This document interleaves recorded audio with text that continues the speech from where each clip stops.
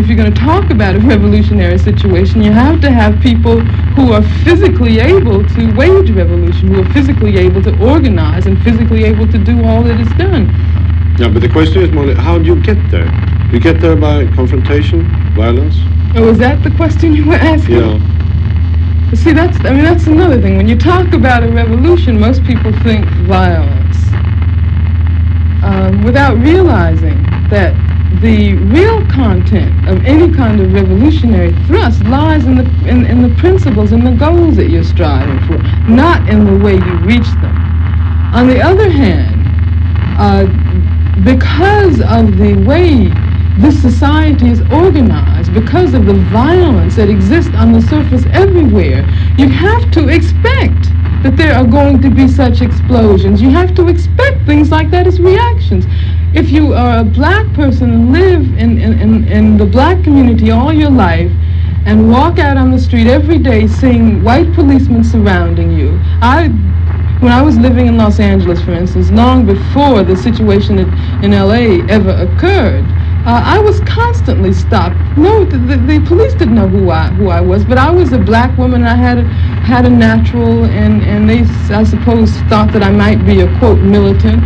And when you live under a situation like that constantly, and then you ask me, you know, whether I approve of violence. I mean, that just doesn't make any sense at all. Whether I approve of guns. I grew up in Birmingham, Alabama. Some very, very good friends of mine were killed by bombs that were planted by racists. I remember from the time I was very small, I remember the sounds of bombs exploding across the street, our house shaking.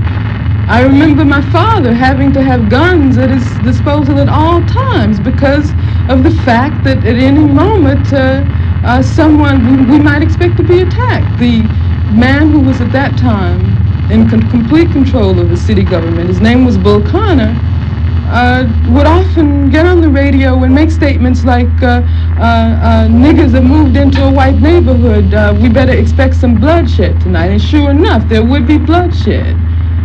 After the 4 young girls who lived, one of them lived next door to me.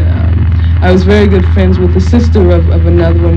My sister was very good friends with all 3 of them. My mother taught one of them in her class. My mother, in fact, when the bombing occurred, one of the mothers of one of the young girls called my mother and said, can you take me down to the church to pick up Carol?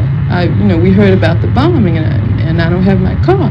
And they went down, and what did they find? They found limbs and heads strewn all over the place. And then after that, in my neighborhood, all of the men organized themselves into an armed patrol. They had to take their guns and patrol our community every night because they did not want that to happen again. I mean, that's why when someone asks me about violence, I just find it incredible. Because what it means is that the person who's asking that question has absolutely no idea what black people have gone through, what black people have experienced in this country since the time the first black person was kidnapped from the shores of Africa.